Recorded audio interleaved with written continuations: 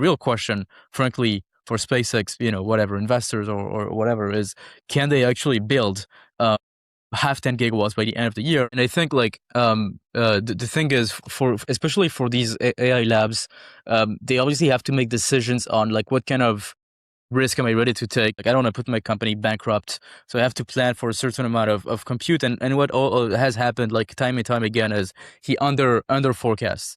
And so the thing is that these guys know very well that the fuel, the core of their business is training, because that's what generates future revenue growth. And so what ends up happening is that you have this core compute that is not enough to support the revenue growth, and so they end up having to pay for whatever is available spot on demand, like right now, at a premium, effectively. Right. But like the point is, hey, there's a huge gap because you cannot build data centers fast. So if you have a way to have access to a data center like right now is gigantic, that is, amazing. And so if you can make 100 mil per megawatt per year, then there's no reason why your underlying provider can't charge you, 50 million bucks per megawatt a year. Right. But I think it's actually fair to say 50 million bucks a megawatt. And so it all comes down to like, can that company build these data centers? Can they finance them?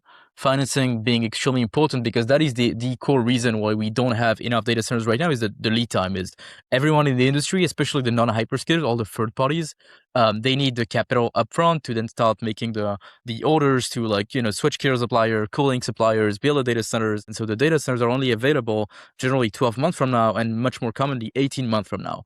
And so we keep being in that shortage where demand grows faster than supply. And so, we're always short. So there's really a need for someone to take kind of that speculative risk to some extent, accept that, hey, maybe you're going to get it wrong and be underutilized and whatnot. But if you get it right, like you get that premium. So that's what SpaceX does. And so now I think it shouldn't be a question of whether they can sell at this rate, given the economics that we see on the market today. The real question, frankly, for SpaceX, whatever investors or whatever is, can they actually build half 10 gigawatts by the end of the year? 2 gigawatts by the end of this year is pretty easy. So can they build 8 gigawatts next year?